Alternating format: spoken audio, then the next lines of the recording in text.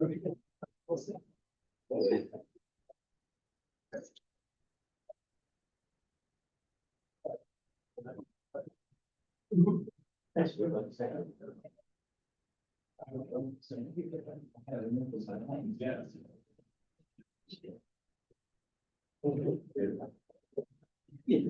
to call the committee the whole to order. It was 6:01. We start with the pledge of allegiance.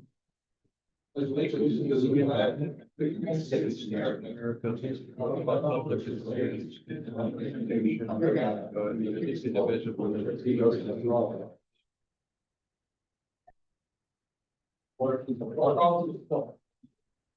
Alderman McKee. Here. Alderman Carr. Here. Alderman Roll. Here. Alderman Johnson. Present. Alderman Montoya. Here. Alderman Ruthenberg. Here. Alderman Fairwell. Here. Seven present, your honor. Public comment. Is there any public comment? Good evening. My name is Marie Miniman, 12738 Greenwood Avenue, Blue Island.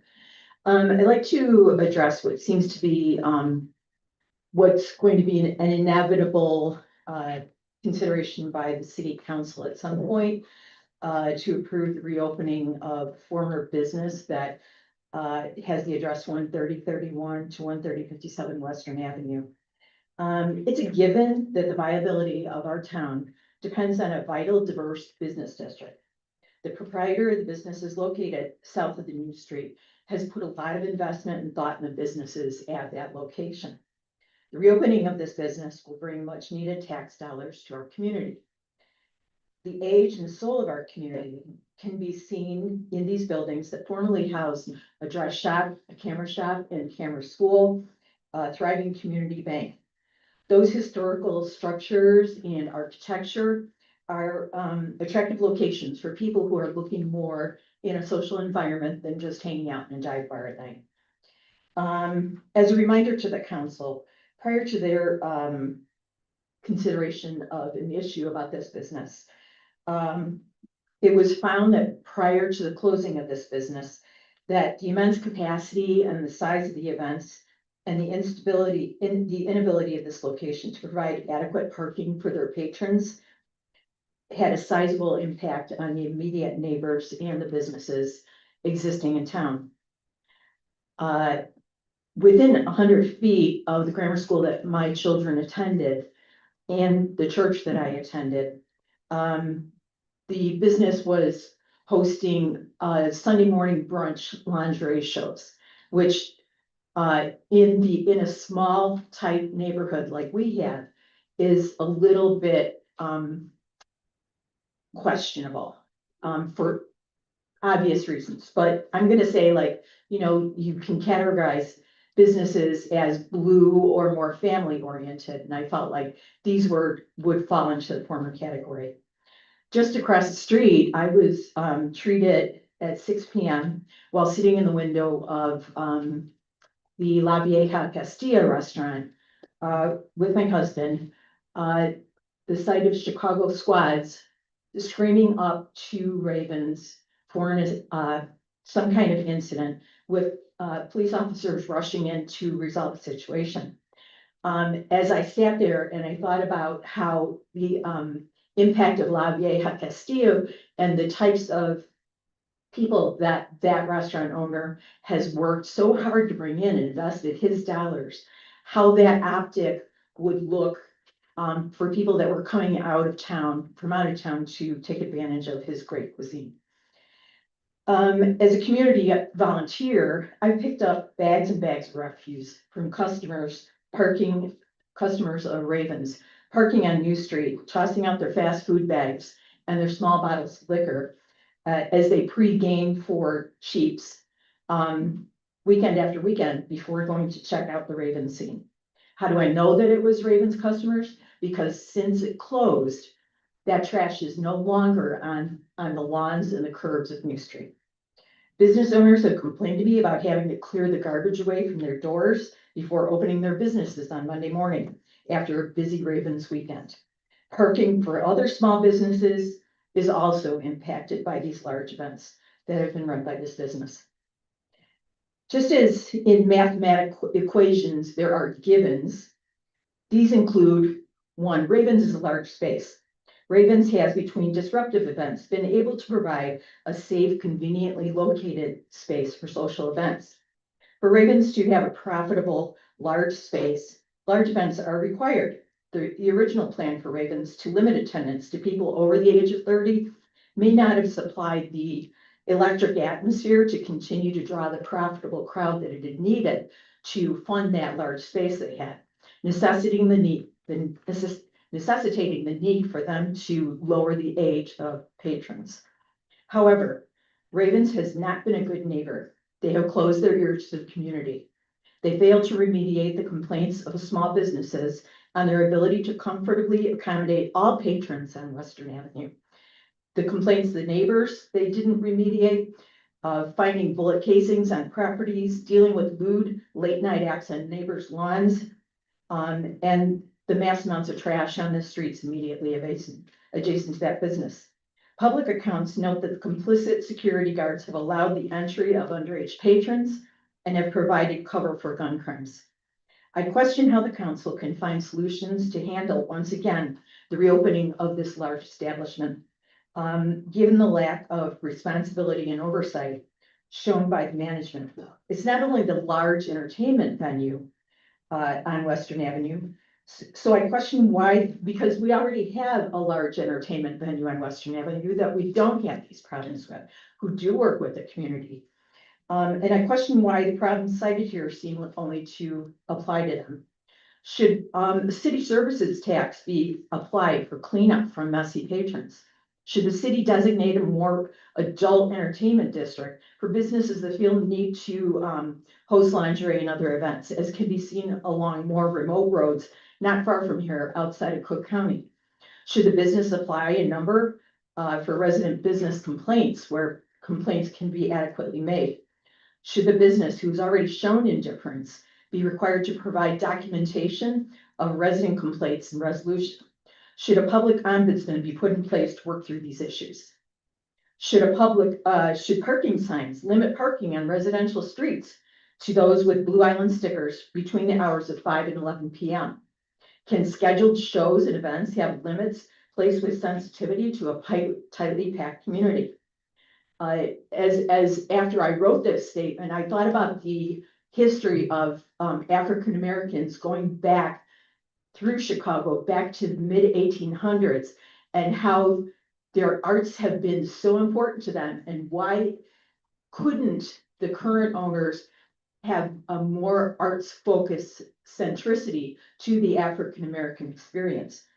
At what point will they take responsibility for their inability to produce or police the rude and sometimes violent behavior of their patrons? When will Ravens take responsibility for the inept behavior of their employees who have been hired to keep their own patrons safe?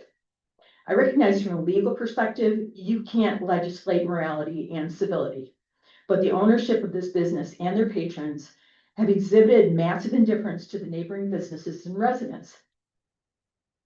And since Ravens isn't thinking of the safety of our community and our own fragile business district, it appears we need to find some creative solutions to help them out with this. We can't continue to go on as we have in the past and just hope for magic.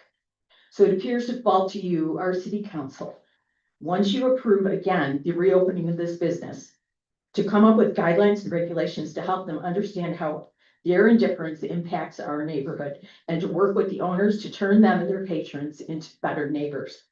It would behoove the city and managers to consider implementing a stakeholder analysis project to enable businesses to exist and thrive peacefully alongside each other.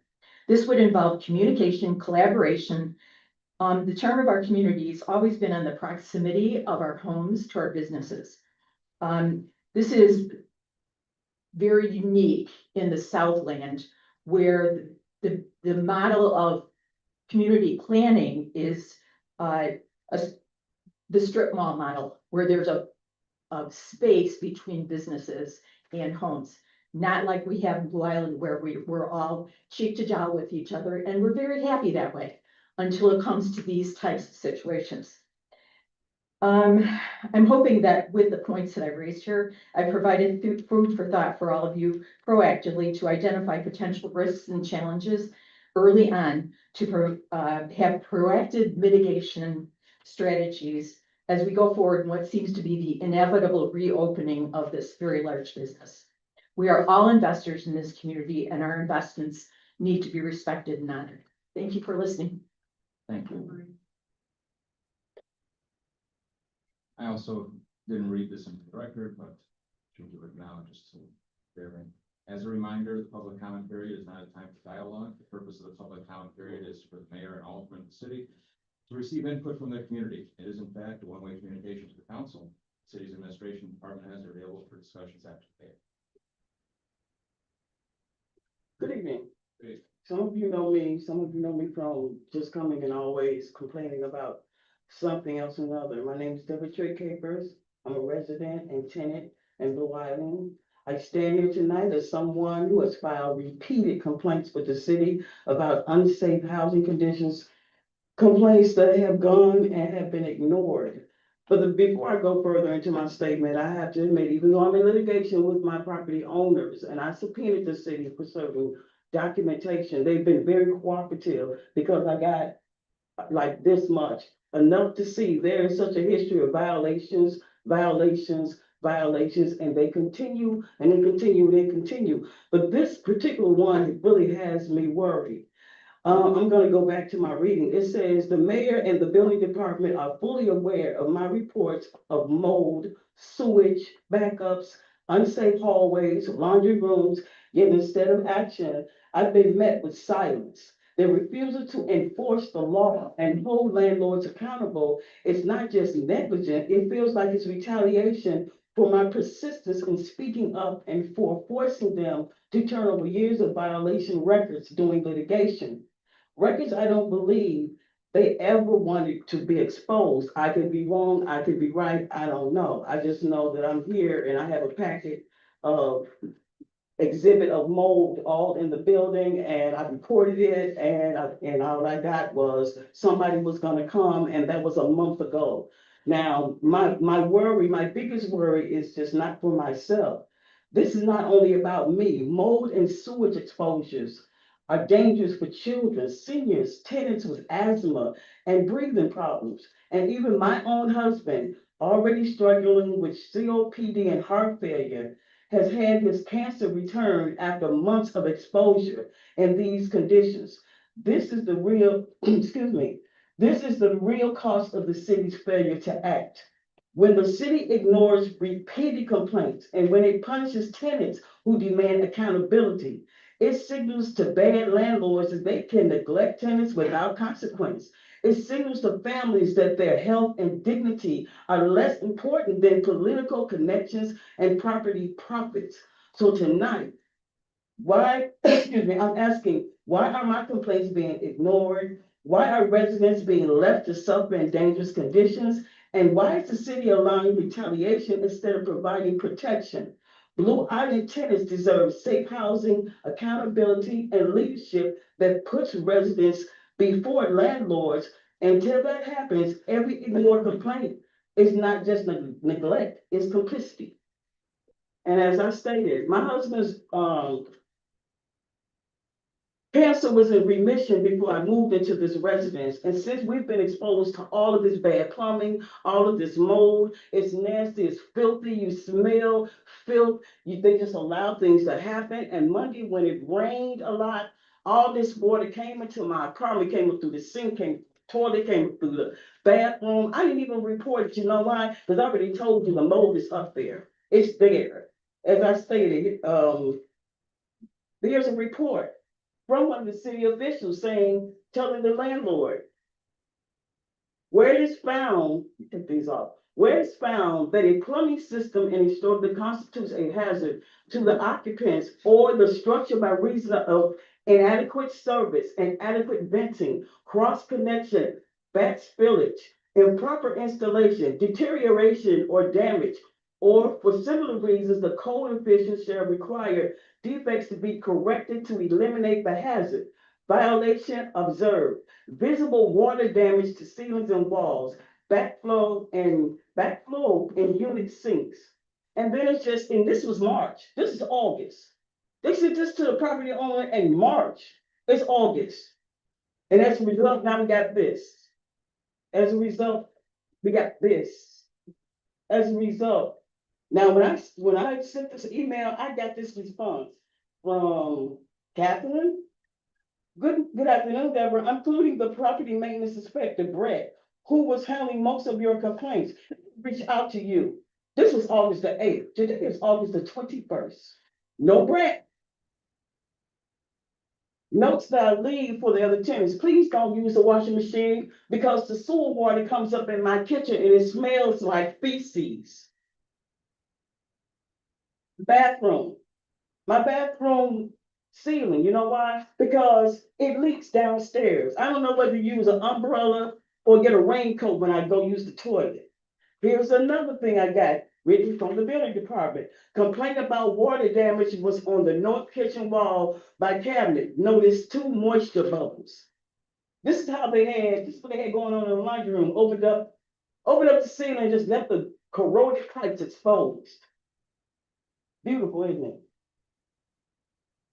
But still, the property owners do nothing. I haven't been in litigation, but you know what? You got pretty smart lawyers that know how to duck, dodge, delay, file motions to dismiss. If my husband dies, that's gonna be a problem. Can you clarify if you want the address of the property? I'm very concerned. The The address, address. 12448 Fairview. Thank you. Any other public comments?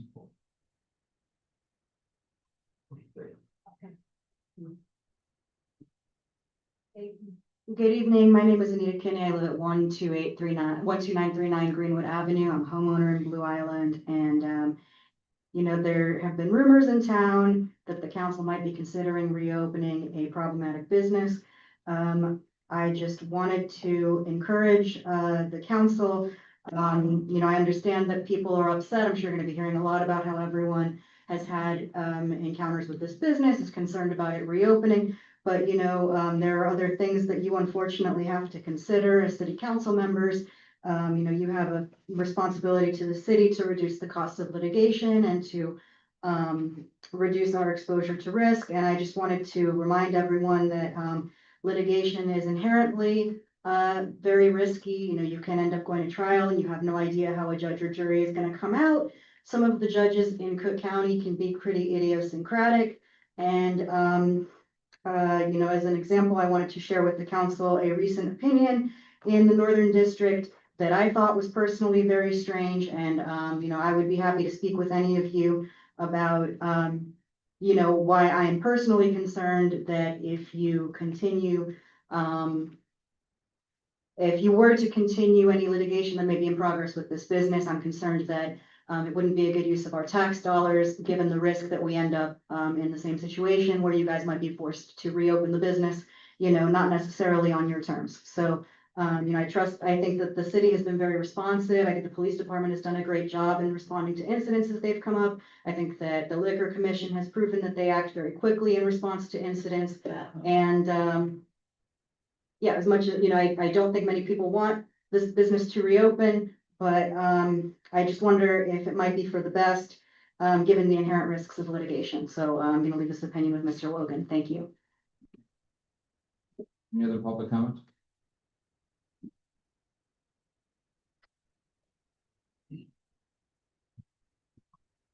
Joe Murphy, 13042 Southwestern.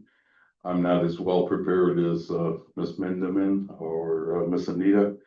But Ravens, I'm all for business development on Western Avenue. We just celebrated our 29th year at Three Sisters. I am the front door and the back door to Ravens. As Miss Mindeman alluded to, every night there's pre-gaming, and that occurs in the back parking lot, west of Western. And at closing, there's post gaming on Western Avenue. that is evident by, the liquor bottles left behind in the parking lot and on Western Avenue. I'm sure Streets and Sam can attest to this, police department can attest to this. The council's got to do what the council's got to do, but, if approved, I would just pray and hope that you do it with some stipulations.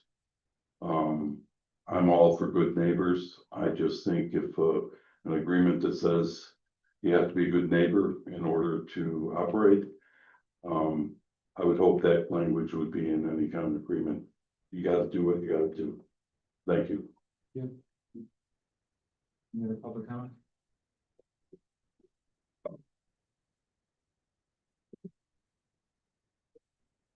Good evening, everyone.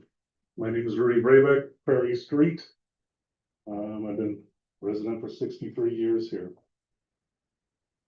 I like Corbacus Liquor Store. There's a problem right now with their 2 AM license. Or they're opening. They're open till 2 AM every night. Now they're starting to become problems, which I'm very concerned of because there's fighting on the streets. And there's of course garbage, lottery tickets that they throw all over the place. Something has to be done before it gets worse. I just want you guys to maybe revisit the liquor license for that establishment for Corbacus. Like the people, but I don't think 2 AM every night of the week is a good thing. I don't know if you guys heard of all the problems on Prairie Street during all this, but I've mentioned it to Bill during our meetings and hope you guys address it. It's not fun to live there when they're fighting on your street. I just don't need gunfire coming around the corners because they're fighting. All right, have a good night. Thank you. Thank you.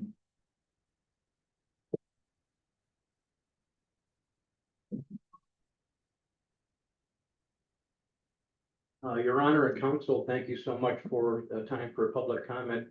I am John Staub, 2301 Florence Street, 37-year legal resident and citizen of Blue Island. And I've seen a lot of changes over the years here. First of all, I want to thank you all for your service to the community. It's very important. And so I really appreciate all that you do for the city. You should be thanked more often. And I thank Mrs. Mindeman for her comments. I have similar comments too, of concerns, even additional concerns in the city. And just want to ask you to do a favor for me. If you could write 3 letters down, jot it down for me. It's FFC, Family Friendly Community. That's what it stands for. And I'm kind of thinking of the FFC as like a kitchen sink strainer. If you pour water through your kitchen sink strainer, it withholds impurities. And I kind of think that's what should be done in this council with all of the legislation and all of the ordinances that are before you, and they're all very important.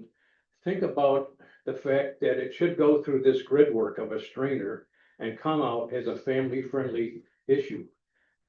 We have a community here that's extremely important for raising children. We have a lot of families in the community, and I think it's extremely important to look at things that way. So I encourage the council to test all your legislation and all your ordinances through this FFC strainer. I want you to consider the following issues and see if that goes through the strainer. I've seen drag shows at the Lyric Theater on the Marquee. Is that family friendly? I've seen this bee cannabis marijuana dispensary, which causes mind altering effects and addictions. Is that family friendly? We got secondhand smoke. You have dangerous driving and so on. We have an increase of the liquor stores in our community and bars.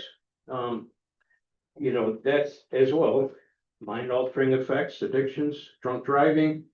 All I need to do is say 2 words, bread and bottle. How many crimes are associated with liquor stores? So that's something to look at. Video gambling. It's otherwise known as video gaming. addictions, bankruptcies, crimes, and even suicide. Is that family friendly?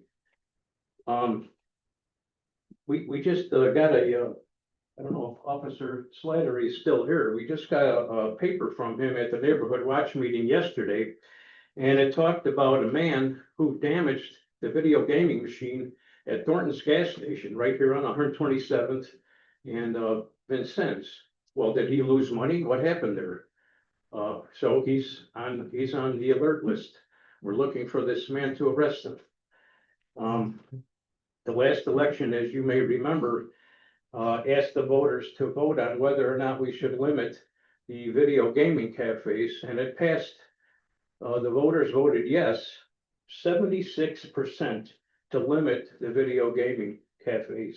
That's something to remember. Maybe a better question would have been, do we really want it in the first place? And then finally, this Ravens, the vault situation, considering bringing that back to the community when it already has a record of crime and shootings, is something seriously needs to be considered here. You know, what restrictions on a business bringing that back in could prevent the gangs from coming in, more crime, more shootings. It probably won't. So I really ask you to look at that carefully. As a Christian, I believe the whole Holy Bible is God's word to mankind, and in it, 1 Timothy 2 talks about praying for our kings and rulers, all those in authority, which we do. We pray for you folks and to lead quiet and godly lives. And so I am for a peaceful community. I really appreciate what you do, and I hope that you consider in your decisions, what kind of legacy are you leaving? You know, you folks, I really appreciate what you're doing. You're sitting in chairs, you're working for the community. There's going to be a day when you're all gone, you're all replaced. No one else, someone else will be in your seat. And what kind of legacy are you going to leave this community for the years that you serve? So that's something I'd like you to think of. And so if you could please consider all the issues of legislation and ordinances to be going through that strainer of family-friendly community. Thank you very much. Thank you. Any other public comment? Now we're moving on to presentation by Hera Property Registry. This was tabled at the last meeting. Is Hera here? Please come up to the podium.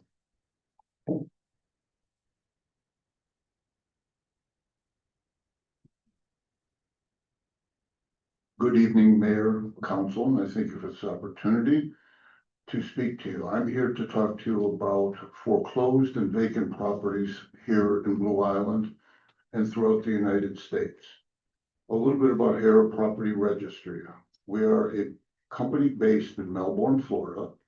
I live in Illinois. I'm the national sales manager. Nationally, in less than 3 years, we have partnered with over 250 municipalities. Foreclosures, vacant properties are what some people call blighted properties. They're not exclusive to South Cook County. You'd be surprised. One of our accounts is Highland Park, Gurnee, Waukegan, Downers Grove. But there is a more significant issue in South Cook, not just in your community. You're all members of the South Suburban Mayors and Managers Organization. You are one of only 10 that have not signed up out of 40 communities in South Cook. Here's what we do. We are the only company that this community will ever deal with that will never get an invoice, a bill from Hera. In turn, every month, we're going to send you money that will offset the cost of maintaining property maintenance issues. What do I mean by that? I'm sure you've seen your public works department out there or a contracted contract lawn care service cutting grass on somebody's yard because it's too tall. Well, the money that you receive can go to that, or it can go to increasing the number of code enforcement officers that you have on the street to take care of writing the proper tickets, getting them delivered, and serving them the papers that need be, if you need to get them into the adjudication hearing or magistrate court, as it's called. I'm not gonna play the guessing game that I played with the mayor and staff. But in your community right now, just in the last 12 months, 36 of your residents' houses, not commercial, just residents, have been served foreclosure papers. I think we can all know that it takes 2 to 3 years for, once it's served, before it goes into the final courts. Rule of thumb is you have closer to 90 to 110 foreclosed properties just in this community. Some of them are vacant, not all of them. Why aren't they vacant if it's foreclosed?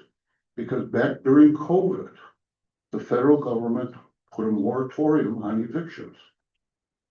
I think you might remember that, you may not remember that. So since COVID, no one has been able to be evicted out of a house or a business. Guess when that ends? September 30th, 2025.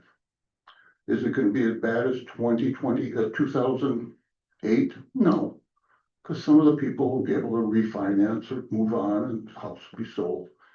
But right now, just with Fannie Mae and Freddie Mac, there are over 400,000 properties nationally waiting to be evicted. They're all in foreclosure. The numbers are staggering. What we do is we identify the property owner, not the person living there. If it's in foreclosure, they're no longer the owner. They never were until the mortgage is paid. So who owns it? 123 Blue Island Lane. Could be owned by a bank in Nebraska, New York, Chicago, could be anywhere in the United States. Can the staff of Blue Island and the staff of every community do the research?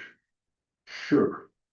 But they should be out on the street taking care of the problems and needs of the city, not sitting at a computer all day. So we identify which bank has that property. We acquire the name, address, phone number, email to the bank. We put that on a platform that all the staff in the city will have access to. So when they go out to a property and the grass is this tall, what do? They write a ticket. What do they do with it? They put it on a doorknob. If it's vacant, it's going nowhere. If I lived in that property and I'm in foreclosure, if I'm not paying my mortgage, I'm not paying a ticket either. Don't waste the city's money by writing a ticket and leaving it somewhere where nothing's going to get done. Come back to City Hall, punch in 123 Blue Island Lane, and go, oh, Chase Bank in Nebraska owns it. Send the ticket directly to them. There is no charge for the platform. You can have every staff person in the city have access. Police and fire should. I'm sure there's fire calls at 2 o'clock in the morning or later. House needs to be boarded up. Who do they call? They call the community development director at 2 o'clock in the morning. Where do we send this bill? I don't know. Now the fire department has laptops. They will have access. They type in the address. They find out who is the owner and they send the bill directly to them. So we do the inventory of the property. We identify the property owners. How do you get money every month? Hopefully you will pass an ordinance that we've supplied the village with, and the attorney's been looking it over, that says if you initiate a foreclosure or you own a vacant property in this community, you must register. You must pay $425 a year. Now, some people can say, well, they'll just pass it on to the residents. They cannot. It has been tried in New York courts and in Texas courts. It's not in the mortgage document that says you got to pay fees and fines.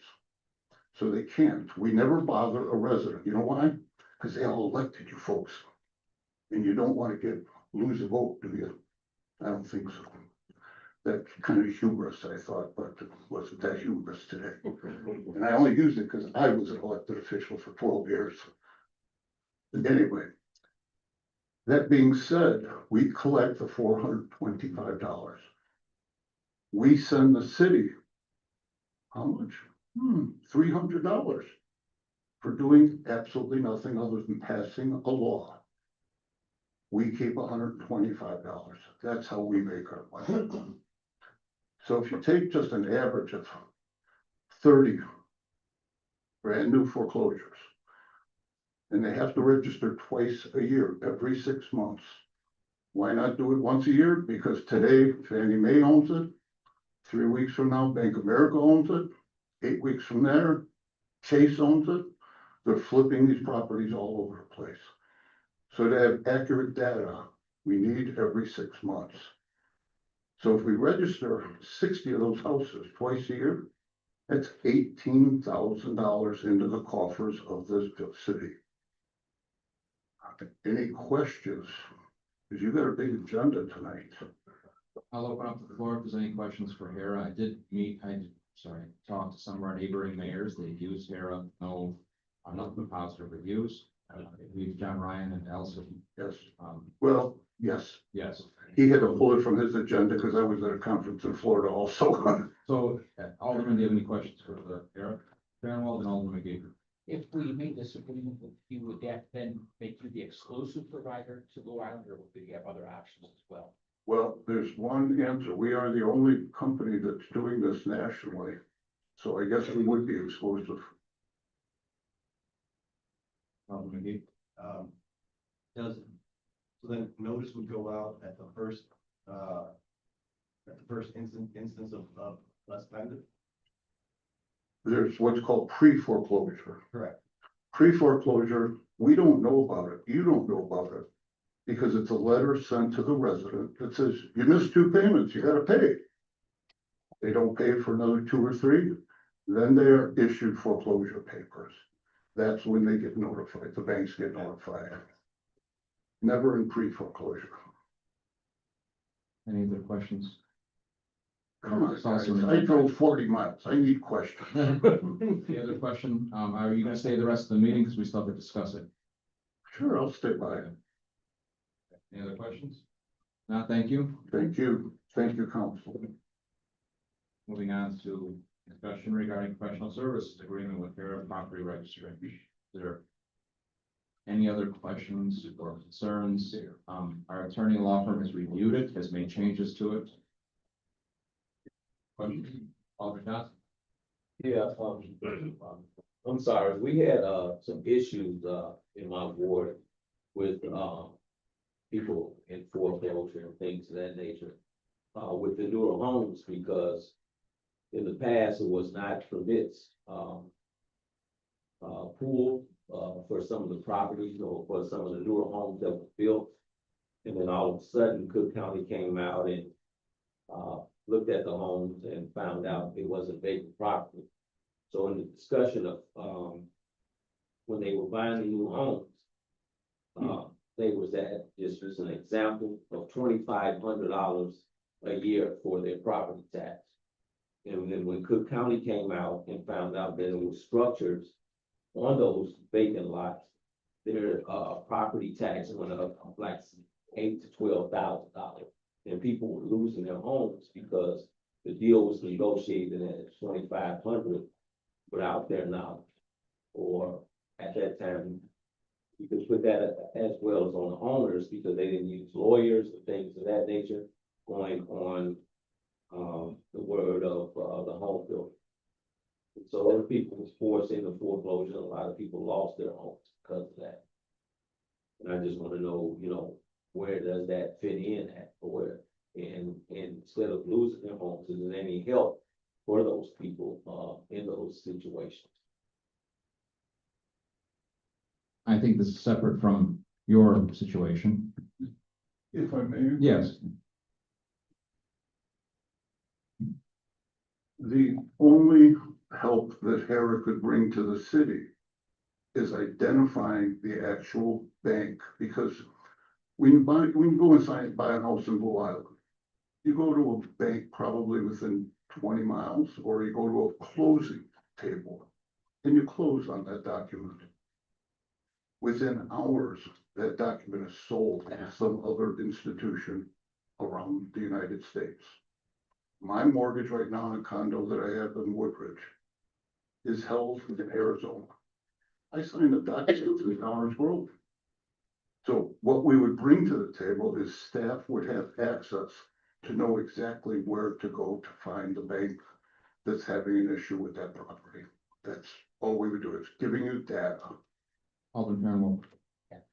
So once you collect this information, do you monetize it in any other way? Do we what? Do you monetize it? What do you do? You just, this is all you do? That's all we do. Might as well just stay up there, because we got, just in case, I don't have you. Well, I'd rather sit down, but that's okay. Any other questions? I mean, yeah, Alderman Carr. And then, So the ticket then is issued to the bank or the holding company? Should be if it's in foreclosure. Okay, and then what happens if they don't pay it? Let's see, where's your lawyer tonight? That's up to her to take them to, well, the first step would be, I'm assuming you have what's called adjudication hearings with Yes, we do. magistrates. and I just interject, I attended them, even though against my recommendations, I shouldn't be, but there's a lot of tickets that originate with me, and I want to be there. You're right, they send them to people that are no longer living in the address, and it Right. comes back to the city, and then we have to start the process all over. Yeah. Information wasn't help with any of the legal proceedings that we file. It was take step away from our process of trying to find out who is the owner. Alderman Johnson was next. Yes, it was just, it was an issue with, JD Homes. They were redlining, actually having people use their own people for financing. Was an issue before I became an alderman, but it actually inherited that situation. And I was just wondering if there was any kind of help for those people. There still has to be a legal document somewhere, whether it's a private individual, let's say I invested in a property down here. There is documentation that our people will research and find me. Doesn't always have to be a bank-owned property. I'm sure there's a few properties here where Mom and Pa grew up in Blue Island, went to Eisenhower, graduated, lived here 60 years, passed away. They have 2 kids. One lives in Colorado and one lives in New York. What are they doing with that property? They're technically the owners by default because it was their parents. We find them and we let you know who they are. I just want to interject, and Treasurer brought up a good point, I should say, clarify. Right now, we're, for some of these problem properties that we're sending to the wrong people, we're paying a law firm to do the exact same Yeah. information we're digging up. So. That, we increase the efficiency of your community development department and effectiveness. We're not here to say lay off everybody, because we're gonna send you money, we're gonna do all the work. We just make them better at what they're doing than what they're doing now. That's what we do. Alderman Fairwell. So there's a provision in here for your expenses. That would be offset against whatever payment would be sending to us, but there are expenses. No. What that is, and I'm not the legal, if they don't pay and your attorney gets them into court and there's late fees assessed, we get, I believe it's 33%. I'm not sure, I don't have the contract in front of me, of that. We don't get on top of anything. It's just, if they don't pay, I'm sorry, who they be? meaning, let's say the bank refuses to pay. The attorney takes them to court. The court says guilty. Pay the fee and you're gonna pay the late charges. We get the 425. We send 300 to the village. Let's just use a simple number that $100 in late fees was collected. We keep 33%, we send the balance back to the city. Any other questions? But just, I mean, $100 is $100, but are we talking more like 100,000 or 10,000 or 20,000 or 100,000? Trying to think how I can say this and still be politically correct. Besides when I was an elected official, I was also a manager. When somebody didn't pay, they went to adjudication, and I believe I'm gonna rely on The highest fine that you can give is $750. Yeah, it's $750 a day. Multiple times. You can give it every day. Yes, Our hearing officer here in Blue Island generally will not assess that type of fine. Unless if the property has been before her many, many times. right. She usually does a lower fine than that. So, I mean, the ones that I can think of that were the highest, maybe fines coming out of administrative adjudication would have been something like Libby. You know, and they were in the 60,000. Yeah, outliers, but Right. You will find when I was a city manager of banks calling either the mayor or the manager and saying, where the hell is Blue Island? Excuse me. And who is this? Well, I'm Chase Bank of Oklahoma. Why have I gotta pay this bill? I'll call you back. You go around, water department, how many water bills haven't been paid? Police department, how many outstanding tickets? Code enforcement, this. Guess what? You don't owe $425. You now owe XYZ. What does he say or she say? They say, I'm gonna put you on hold, I'll be right back. Would Blue Island be interested in receiving this property free and clear as a donation? That's up to the board on whether you want to take it or not. You're gonna find all kinds of unusual things happening. Alderman Roll was next, and Alderman Montoya. Thank you for being here tonight. Does HERA or has HERA ever had legally defend the appropriateness or legality of the fines charged to banks? We've never been in court regarding that at all. No, Has it ever been challenged? no. Thank you. Alderman Montoya, then I take Alderman Heat, right? What's the like success rate in finding like the owners of every property? I'm glad you asked that. I forgot to mention, our collection rate when we're dealing with banks is over 95%. The reason it's so high, no bank wants a letter going to the FDIC with a copy of your ordinance that says, the bank in Oklahoma doesn't think they have to follow the laws in Illinois. No bank wants any letter going to the FDIC. If it's vacant and it's owned by a private person, the collection rates are about 25%. Because they just ignore it, and it's dumped in the lawyer's lap. Alderman McGee. Just to clarify that this solely focuses on position 1 and 2, right? Not 0, which is Not what? not position 0, which would be the property taxes. No, we have nothing to do with No, property taxes at all. So I mean, if somebody wanted to get the information on staff, they would call or email one of ours. We have access to it, but we can't control collecting taxes just like you can.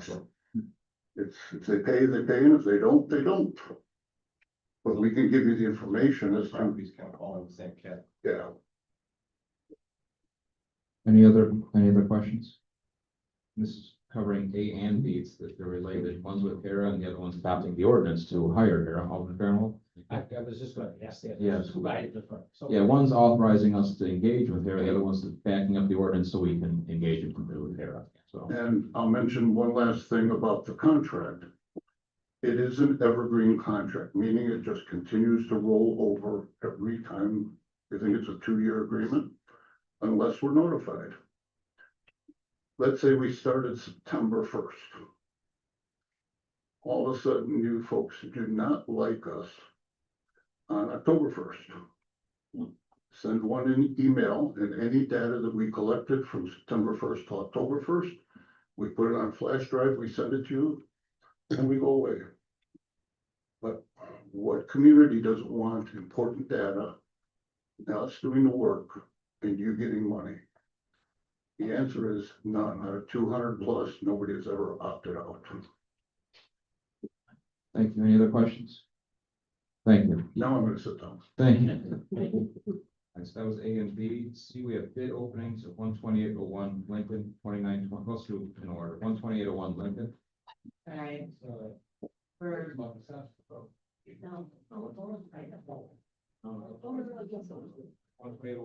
Yes.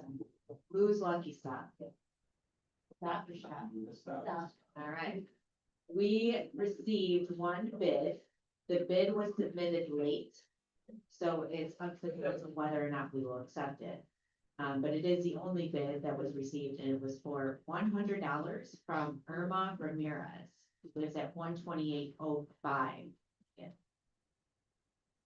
So, first, I mean, we're not voting here because we're at a committee of the whole meeting, but when we bring this to council next week, we'll first have to vote on whether or not we would accept the late bid, and then if we would accept the late bid, whether or not we would accept this bid for $100.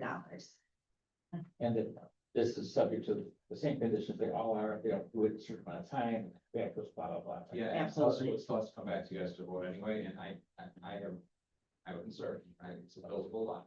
So this is the neighbor buying it, but I'd say take it under consideration. We always like to sell to the neighbors, but it's a corner lot and it's buildable. So I put a concern in the record. So that's the only one we received for the Lincoln Street property. 2920, 139th place. Right, so the first one we received on time was from Summit. Oh, I'm sorry, was from Tyrone Maxey for $12,000. He did not state what he would use the property for.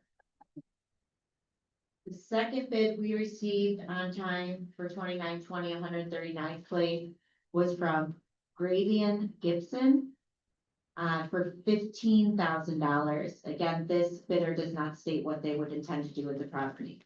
I would ask that you research both, see if we can come back with any information to the council, unless the council disagrees. And then one more we received late. Great. This was from Moraine GC Corporation, signed by Kevin Bluen. He states he would turn the property into an upscale, single-family residence. And the purpose of the renovation would be to sell the property to a family who intends to occupy it. He has done several full gut renovations in Blue Island and would continue his high standard for remodeling this property. He provided a full, purchase and sale agreement, and it appears that his purchase price would be $16,000. But again, we did receive that bid late. No, still the same house. Still talking about the same house. 2920. Okay, I would research all three, but I do know that that's a Blue Island contractor and the highest bids. I didn't know that. Alderman, do you have any comment on that? Next one we have is 1859 Earl. All right, 1859 Burr Oak, the first bid we have is again from Tyrone Maxey for $20,000. He does not state what he intends to do with the property. That bid was on time. The second bid is again from the same person, Gravinia Gibson. And that bid was on time for $21,000. We then received a late bid from David Smolik in the amount of $5,000. He states that he would intend to renovate and rehabilitate the building in full compliance with code and convert the existing 4-bedroom second floor space into 3 fully renovated rentable apartments brought up to code, and build out the lower level as a commercial build to suite space consistent with whatever use would be allowed in the village. And again, that was a late bid, so we'd have to determine whether or not that would be accepted. I would say it's same past practice, we research all three buyers, and come back with more information to the council. Anybody object? Nope. Those are all the bids. Next is the liquor ordinance amendment regarding hours of operation. This was brought to me by, Alderman Ruthenberg, for Borough Bowl. So Borough Bowl had a league in, Oak Forest that no longer exists. It's on Sunday mornings, bowling league. I've given them a temporary license as of right now. But unfortunately, our ordinance only limits me to 5 days and would have me issuing a new license every 5 days. I'm asking for the tweak to be done to the liquor ordinance for special events such as this. They still have to send me a letter, provide all, and it's only applicable to existing liquor licenses. That there's no limit or, I don't want to open it up to just, we allow it all the time. I want still special requests to be asked, but no limit to the 5 days. That's the tweak I'm asking for. The Bears game. Yes, for the Bears games, there's some rugby games they mentioned, another bar mentioned before, that are like at 10 in the morning or something like that. So is there any questions or concerns from the Alderman? This is only for existing liquor licenses. And the only tweak is adding the borough gold license classification, which is C1 or C1B. That's why that underline. Correct. I got it. Right now, 7 to 12 on Sundays is allowed and with prior authorization from the mayor for certain classes of liquor licensure. And so we would just be adding the bowling alley to that list of classifications. Questions? Moving on, thank you. E, discussion regarding PCBA recommendations regarding 119th consents. This passed with many, this is the land the city sold pending the approval of PCBA. PCBA added a lot of regulations. I don't know if you want to discuss this. AJ couldn't make it. I did ask him to come, but he can come to the next meeting to discuss it further if needed. But this is the 119th and Vincennes location. PCBA previously, as we all know, have said the best use of that would be a diesel stop for trucks coming on I-57. And they have a current agreement on file that we have voted on and approved already, that pending this PCBA agreement to allow the gas station to be there.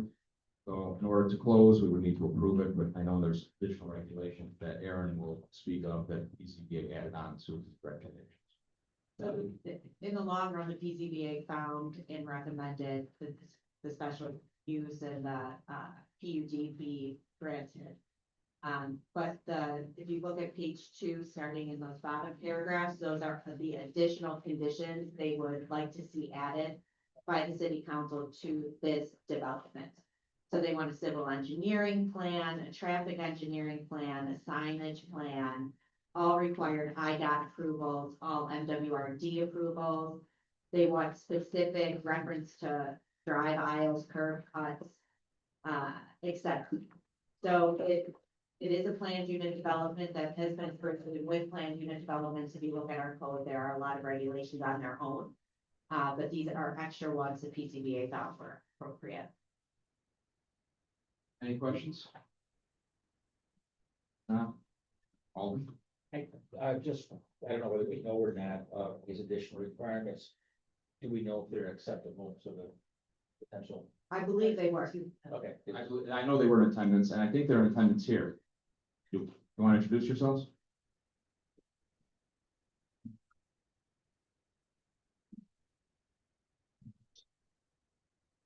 Hello, my name is Ahmed Molson. And to answer your question, yeah, we accepted, yeah, recommend. To help. My name is Kareem Solar. I'm the land planner for the project. Okay, great, good. Well, good. We hope you are successful. Thank you. Right. Thank you for coming. Thank you. Thank you. Thank you. Discussion on tax anticipation warrants to the administration.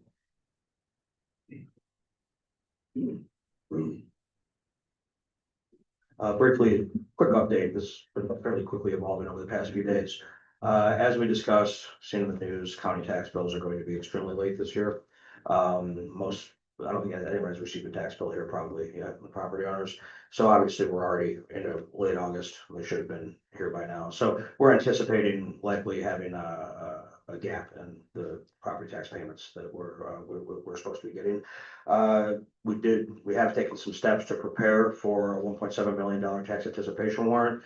John Kasperick, our CPA, is spearheading that project with some folks at Wintrust we have a very good relationship with. Over the past couple of days, discussion has shifted to how this decision might be delayed and might be not necessary in the long run. This is still moving around, but we do think we're working with Lauren Fulgrad and John Kasperick right now. We do think there is good possibility that we'll be able to use interfund transfers that we would then refund before the end of the year, basically. And we think we can build a bridge that way. That still might require us to consider a warrant in December, but gives us a chance to potentially avoid it. So that's where we're at right now. Any questions? Yeah, can you provide some information on what interfund transfers you're talking about? We're building a plan on that right now. Lauren is working on it. It would be irresponsible for me to say, but to cut, I mean, the funds we cannot use for operations, I can give a broad answer. The funds we cannot use for operations include TIF funds, motor fuel tax funds, help me out here. Water. water fund is a good example. We can't use that for operations, right? So this would give us essentially a brief window of time to do that with the understanding that by the end of our fiscal year, we take $1 out of TIF or water, we gotta put $1 back by that date. Any other questions regarding this? No action needed right now? No, actually, right now. Okay. More to come. Thank you. Discussion of Sacramento properties. Mark had to leave, get a meeting. Aaron, do you have that? We opened 3 pins, on Sacramento, and I believe, Mr. Schroeder, if you don't mind saying exactly where on Sacramento. This is near the old Clark Oil property, correct? No. No? It's on the other side of the canal. It's By correct. Robbins. I know it's by Robbins. Good evening, council. It is on the other side of Robbins where they have been doing the construction off of 137th. Okay, so if you come in off of Kedzie and go east towards Sacramento off of 137th, we own 3 parcels that are along the slough there. And it was an old junkyard back there. We actually had caught another town illegally dumping there, and we've had trouble. Right now, it's currently not used and it butts up to Robbins, so there's nothing on it right now. It has been cleaned up, but somebody expressed interest in possibly doing something there. I think maybe on the next, agenda, we have a motion to go out for bid for this property. It's city-owned property, so it'd be treated similar, and then, we can inform the people who are interested if they wanted to bid. And go from there. That's okay with you guys. Any questions? Thank you, Mike. Yeah, that's the back end of my ward, right? Yeah, that technically would be if you came in off of 139th and then went along past the Metro lot and went all the way up towards the slough, it dead ends right there. It's right off of the slough. There's like 3, and they're long, narrow pins, so it's not like you could do something with just one. We got it in back I'll taxes print a years ago. map for you guys. Yeah. For the next agenda, so you can see it. I should have done that. I attached the So- deeds, but I should have attached a map. as well. If you remember where the junkyard was, where they had the one house back in there and they were dumping and everything and that, it's right back in there. She's got the pins, I'm not sure what that is. Yeah, I'll take it. thank you. Discussion regarding mission statement for economic development. So I was added to the agenda by all. Put something together that needs to be tweaked. I have some issues with it, but primarily it's a start. Nothing needs to be updated tonight. There are questions and comments from the council. It's all top. Yeah. Just real quick as this was pulled together from a number of different economic development plans from different municipalities. I say that to say, I really would urge, I was saying this to the mayor, because I knew when I sent this to the mayor, I was like, he's gonna jump on me about these numbers.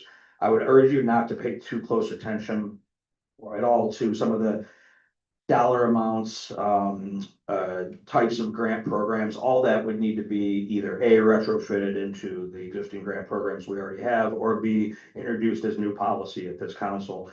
My goal here, our goal here is that this really be looked at as a format and structure document. This is kind of what it would look like. The very particulars about the amount of businesses you want to attract, the dollar amounts that would be available, and which types of grant programs that would be available. Those particulars we would shape and fill in to fit the city of Blue Island. But it's really just about, the top lines, the format, and the structure. That's what we're looking for feedback on here. And obviously, if you have any time, I think, or Mayor, I think this should, but we should offer this much amount to a business, or this is too much amount. But when you see, say, leverage 25 million in private capital through public incentives, leverage something in private capital. That's kind of my thought process on this. I just didn't want to go in and tinker with it too much. So just some thoughts about our approach to it. Thank you. Is there anything right now? I mean, we can digest this and keep it on the agenda for the next meeting. Next committee meeting, I believe we can keep it on the agenda unless there's an issue to move faster with it. Is there any comments off of that, Alderman Roll? Yeah, I was just wondering, can the administration speak to the scope of this document that they would like to see realized in this first pass, or is it So it's something you grow into. This is pretty broad and this would be quite a lift. It would be, and I don't anticipate. Now, it's our first crack at this. I'd like to see how much of this we can realistically achieve, which I think obviously would be a product of feedback from myself, Mark, and the department head speaking for the administration, you all speaking for what your goals and desires are here. And I think at some point we should, roll, Kevin and Sarah Brown and some other public and private partnerships that we want to have here. I would like to hear from business owners about what they want to see.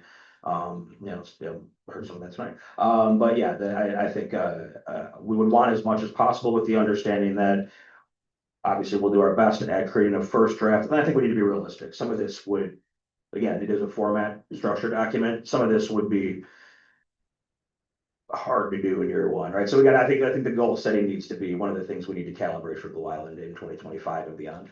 And I did want more than just a mission statement, so this is definitely more than just a mission statement. It's been starting a baseline. Any other comments from the aldermen for right now? Not moving on. Mayor's announcements. I do know I have a request from Alderman Roll, correct? Or To the extent that the administration is prepared to speak to block camera usage and audit requirements, but Yes. I don't have anything prepared. Okay, well, we have prepared some stuff in relation to these conversations. So the basis of this discussion is the flock license plate reader cameras that we have discussed in executive. We have discussed based on some media reports, and we discussed back in 22 or I think end of 22 when Chief Farr initially kind of brought this proposal to us. So, and ultimately was approved at this council level with discussion.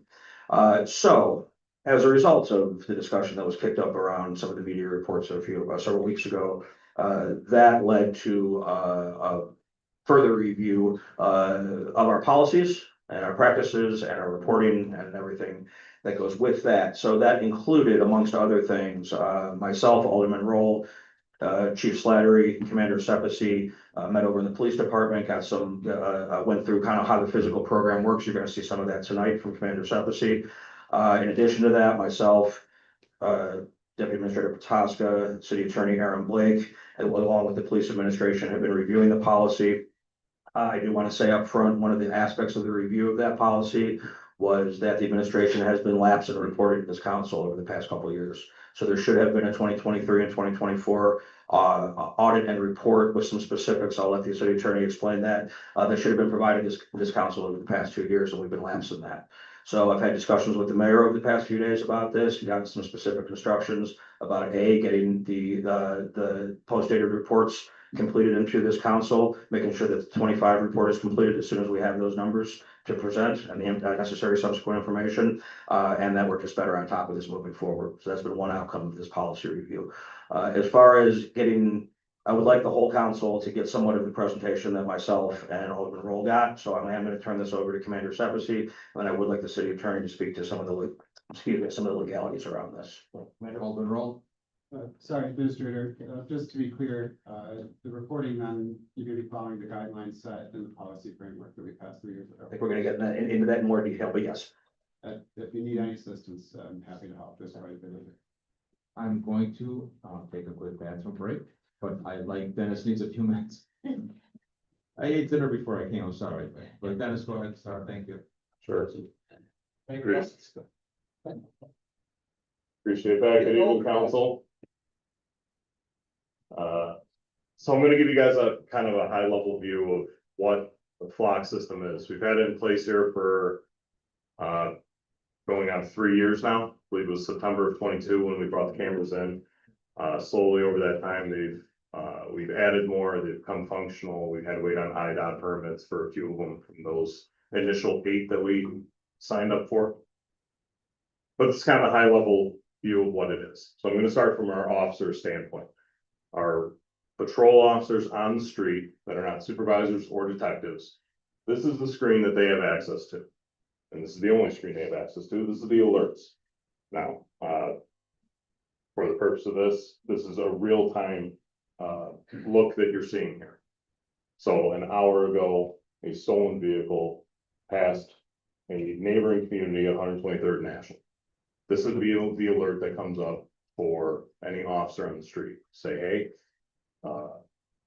in our area is a stolen vehicle, it might be coming towards Blue Island, it might be leaving Blue Island. The distance of which that we get these alerts are kind of set by the user. So I can't go into everybody's account and say, restricted to Blue Island, restricted here, restricted there, you know, only these towns. This is my personal settings. I have it set to Blue Island, Calumet Park, Robbins, Marina Park, Midlothian, Riverdale, and Poston. Those are the neighboring towns that share with us. So this is what they will see. These, the hits that come up are generated one of two ways. Either they're in what's called LEADS, Law Enforcement Agency Data System, or NCIC, which is nationwide, as a stolen vehicle, a wanted person, a sexual predator, whatever the hit is, a missing person, endangered, anything like that. Or these are coming up from what's called a custom hot list that other towns have shared with us. So there's a crime that occurred in a neighboring jurisdiction or somewhere in the state of Illinois, and somebody entered this vehicle in to say, we want this vehicle for this crime. There's other instances where people will put in and say, you know, make your own case, or this isn't probable cause only. We want you to be aware of this. There was a shooting that happened in our town and a vehicle seen fleeing at a high rate of speed. We don't necessarily have anything to link it to it right now, but you might want to know about this if you go and stop it. There might be a firearm in here, it might be involved, it might have nothing to do with it. Make your own case. Okay, and to that point, our officers on the street are trained. They would sit there and develop their own probable cause to stop it if they felt it was appropriate. Okay. So going on to our supervisors and investigators, they have this function as well, called search. It's exactly what it sounds like it is. And if crime occurred in our town, they have the ability to search for our cameras and anybody that shares cameras with us for a certain period up to 30 days ago. So that's a very important part of Flock. They only record these images that you just saw on there for 30 days. After that, the image is gone, you've lost your window of opportunity. And you will see this in our audit reports that our investigators who may have been assigned a case that occurred in August or July, you know, you might see a delay in it. Or something comes to light where they're like, oh, now I need to go back 3 weeks and see if in fact this car was present because somebody brought me new information. This is particularly helpful. I can think of one case, relatively recent after Chief Slatter and I took over the department, that there was a vehicle casing cars and was going to steal a car on the east side of town.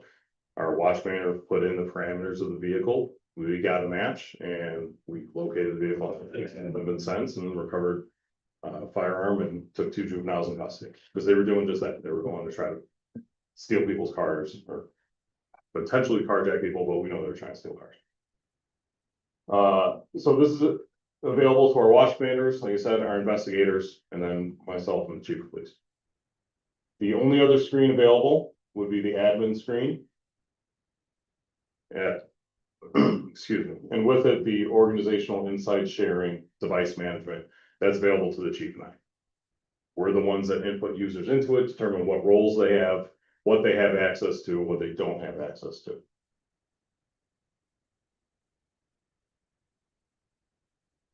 Second here. So from insights, this kind of gives us the overall picture. So since we've had Flock, since we've had our 14 cameras, there have been 3 million reads. Now, these are not unique vehicles. These are not, does not mean that 3 million vehicles went by. If I had left my alert screen up there for any length of time and a vehicle passed through our town, it could have hit 6 of our cameras. That counts as 6 reads. It's nothing unique about it. So there's been 448 searches this month so far. There's been 9,590 hot list hits that have come up. And just to kind of give you a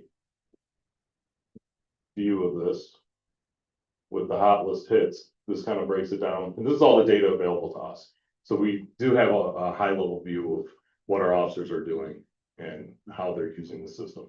But there's been 44,000 stolen plates down to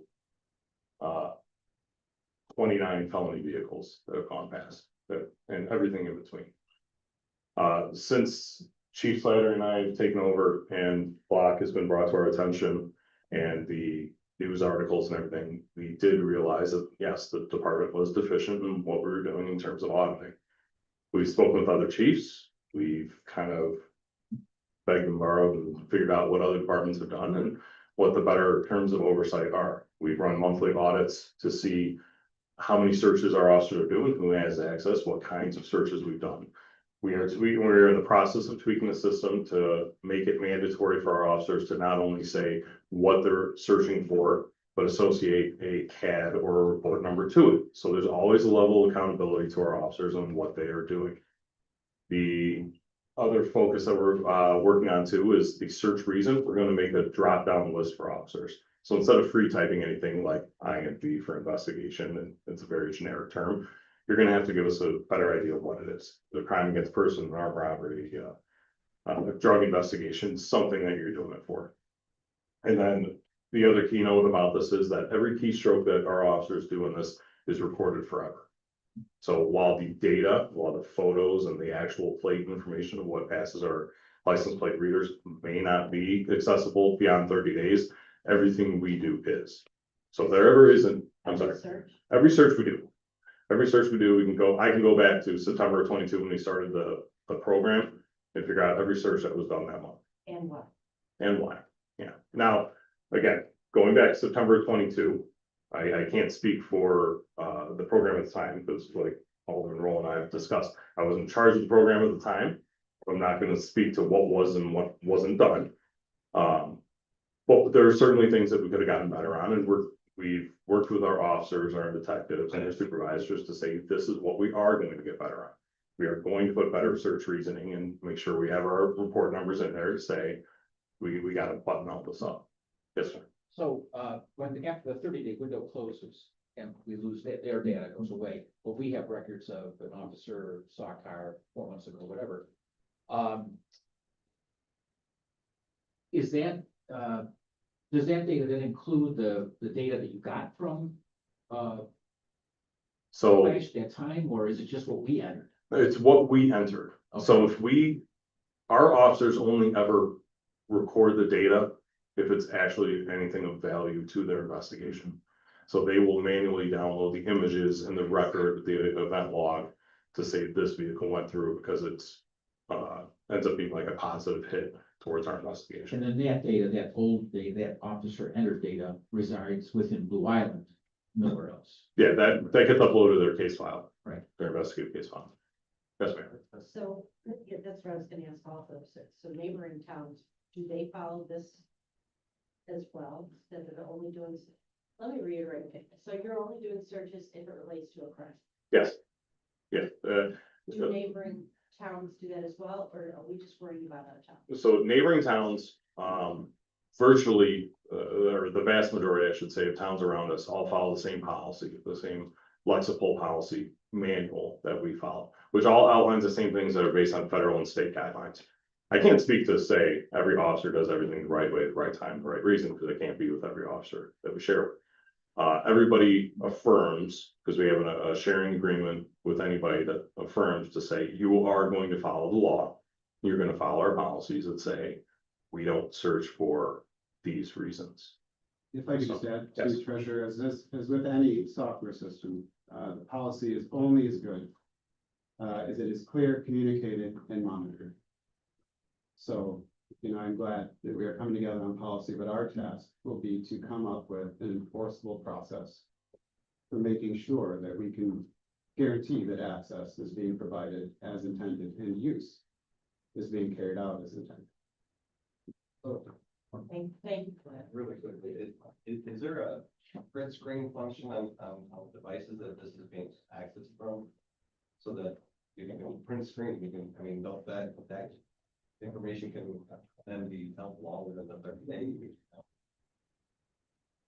And then.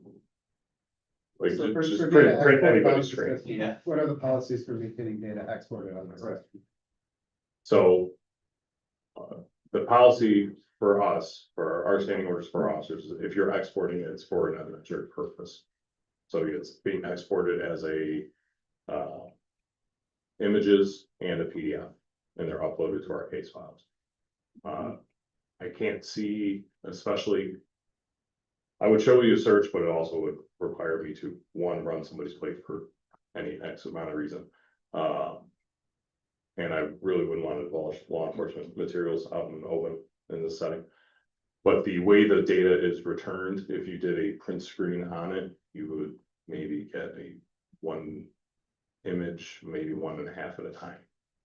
So it'd be a very long cumbersome process if somebody was to print screen every single plate that came by. Just because of the amount of data that does show. Actually, it's very similar to that hit that showed up, where you saw the one vehicle, the location, the map, and everything. That's almost identical to how our search results come up as well. All the same, you can write a macro that manually screenshots for you, right? So Sure. good to be mindful. And with the policies and procedures in place, you have to understand too, and this has happened to officers in Illinois. This is a great tool and a great power that comes with it. And abuse of this comes with certain consequences. Pretty dire consequences. This is a deliberate, any misuse of this is a deliberate betrayal of your public trust and your duties. This is a decertifiable offense when it comes to law enforcement. And for those of the audience that don't hold a law enforcement officer certification, a decertification by the Illinois Law Enforcement Training and Standards Board has no procedure in place for appeal. So if I'm decertified as a police officer, there is no recourse for me to go back and say, no, I really want my license. I was wrong. I was this, I was that, because the law doesn't have anything in place to say I can appeal. Now, I have a property interest in my job. I can maybe sue, but the Law Enforcement Training and Standards Board doesn't have to give me my certification back.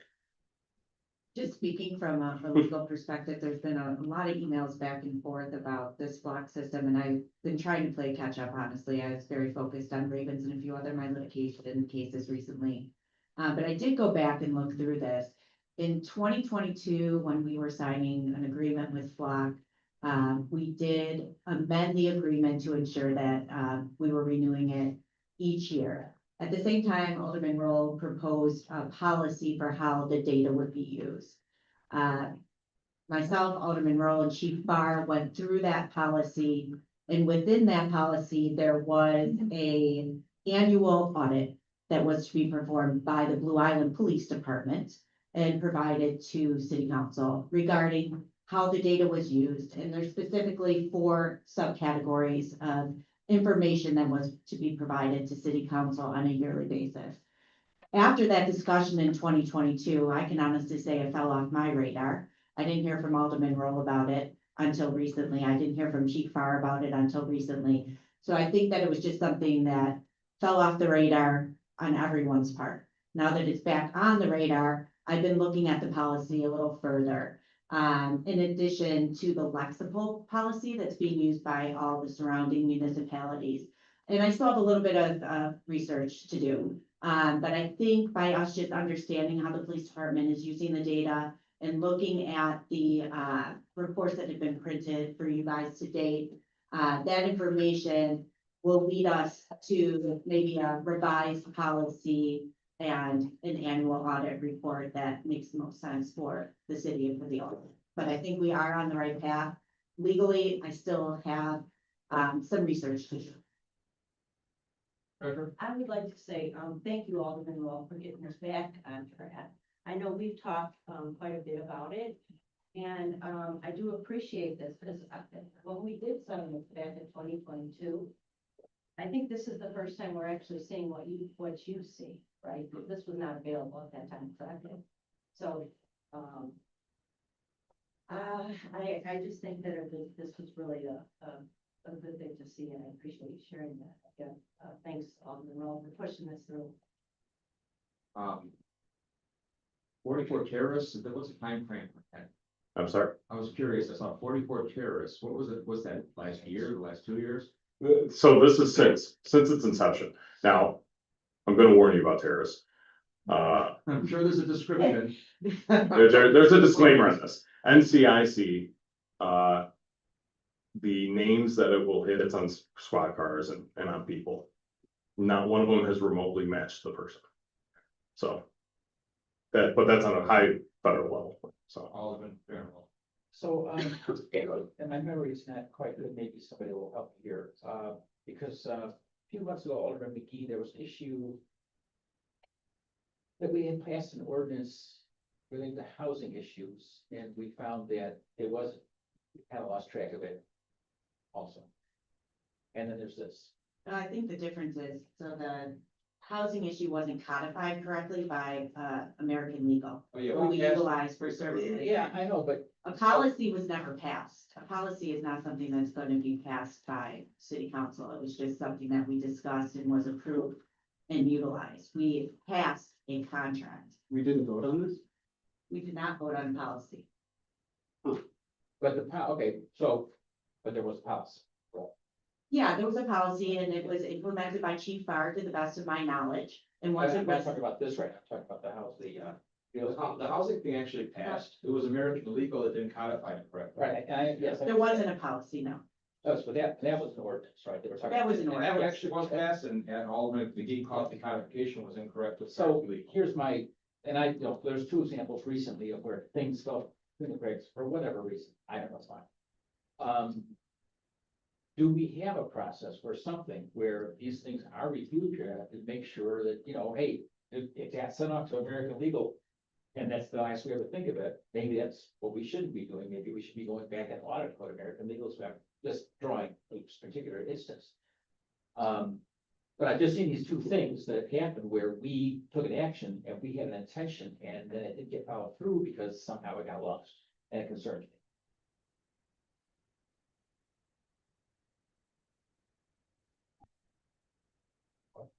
Any other Alderman comments, questions for Commander Subs? Commander, thank you. And I'd just like to add that when I did sit down with Commander and review the system with him, that he was already sharing ideas that he had to advance internal policy. So I really appreciate that. Thank you. I appreciate that, Alderman. And then, on that note, we did talk about it with the policy that was brought over from Champaign.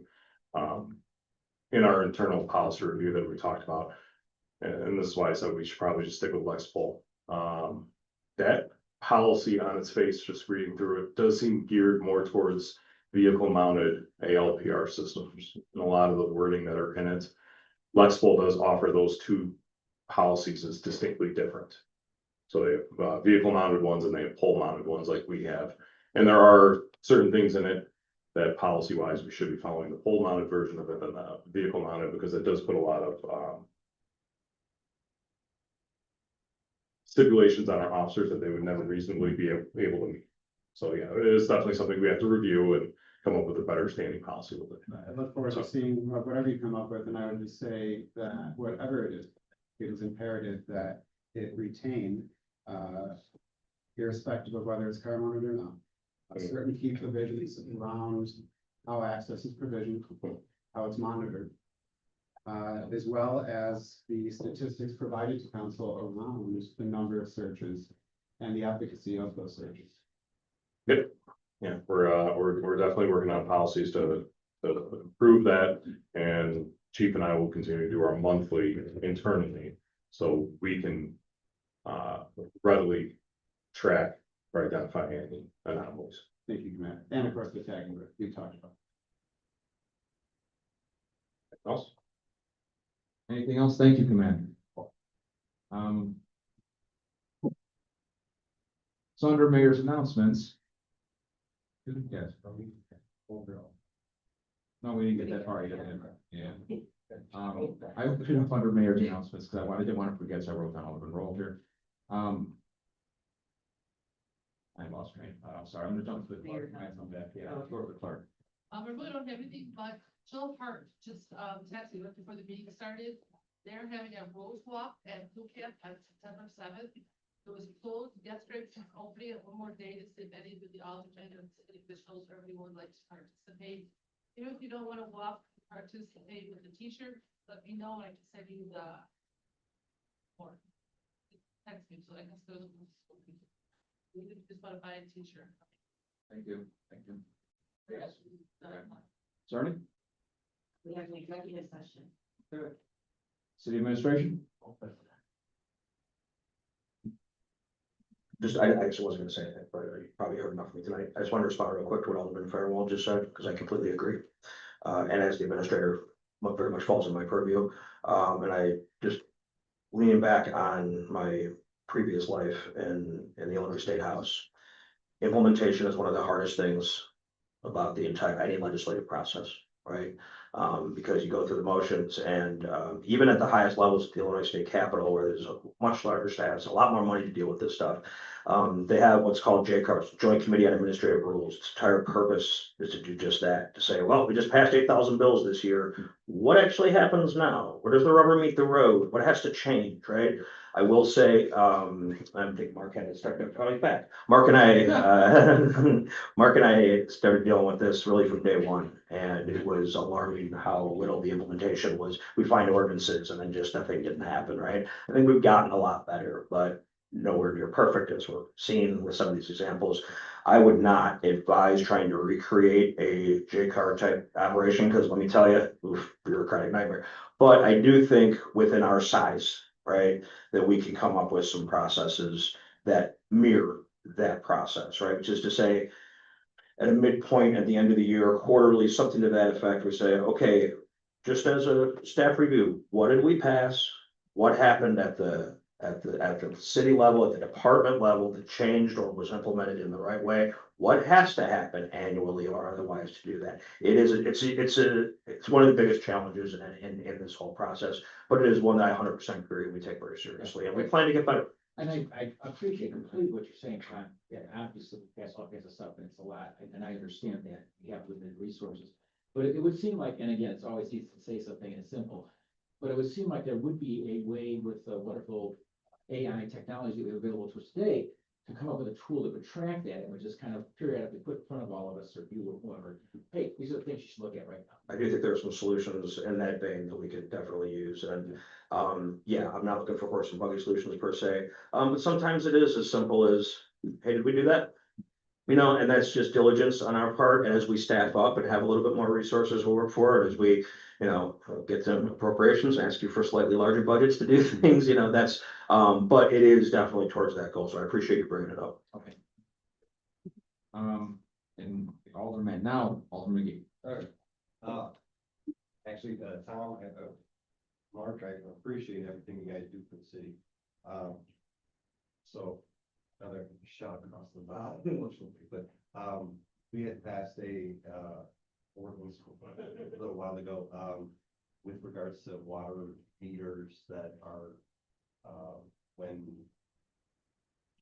close on a property, you have to get a new one. How did we notify the public of this? So, have we notified the public? When there's big changes like this, how do we go about? And I think, Bill, probably, I think the water bill, maybe the possible option.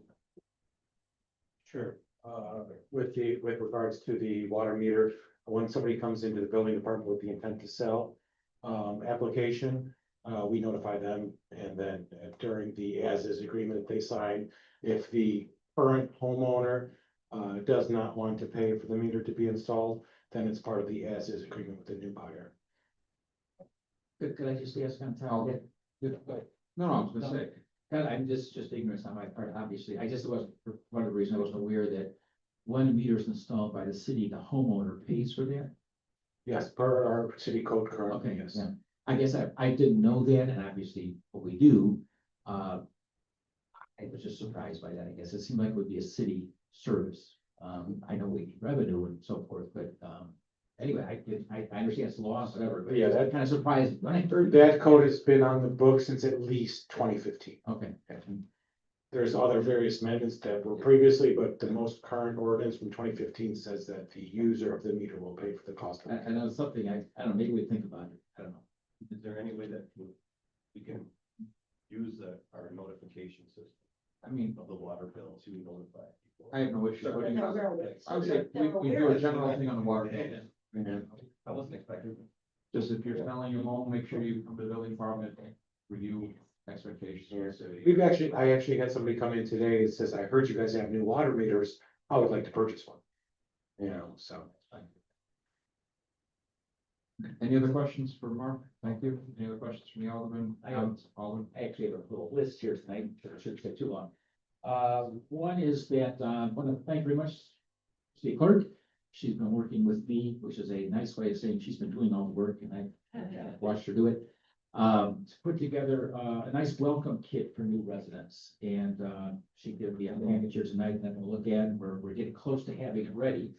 So it would be available for any alderman who wants it, and Rand had the idea that any of you who would like to write a letter to include that when someone comes into your ward, that letter from you would be included in that, and then maybe you could also want to go by the house and deliver the welcome kit. That's good. So like, maybe like you were saying, that water situation, we can make a little like flyer for it. Right now, if you look on the, website, under water, or, welcome wagon, I think it's called. We're updating it, so that's old stuff that's incorrect, so we're fixing, going down a lot, so I went through with it, Kevin Brown's been working with me.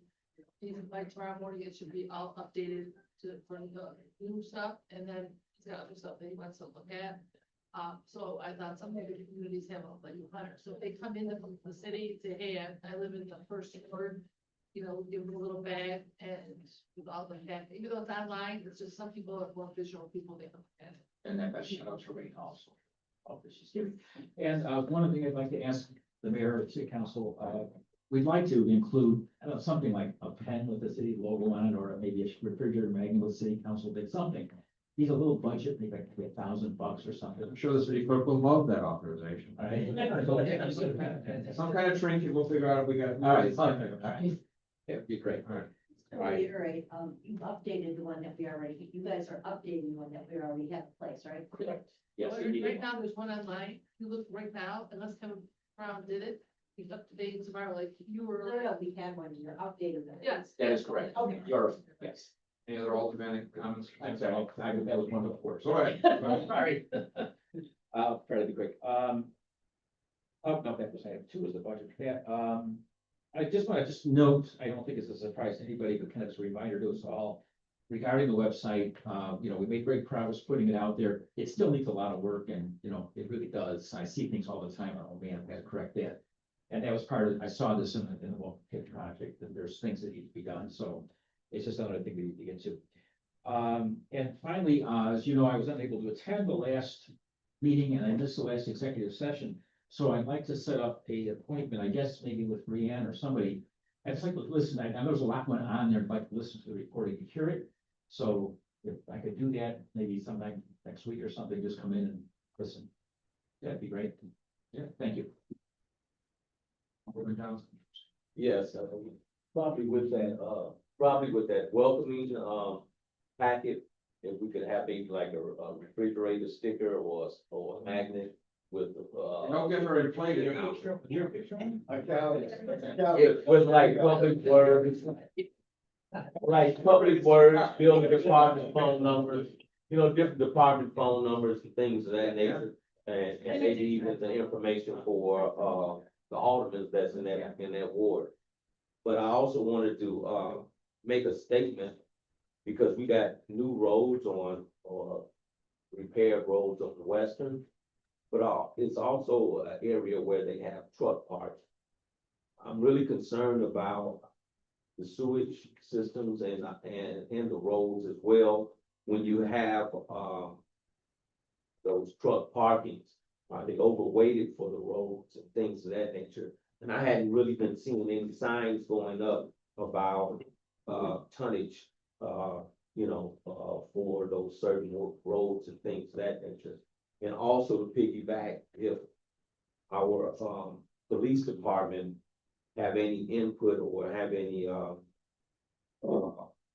things that they can put in place as well with, freeways and things of that nature, and if it can come back to the city, does it go to Markham, or how does it go? But definitely to be mindful of the money we spending on our roads and sewers, that they don't get damaged, for people and their profit, or businesses and their profit. Because it's not really more or less about not only the business, but be neighborly with, the residents. But it's not about color. I think it's more or less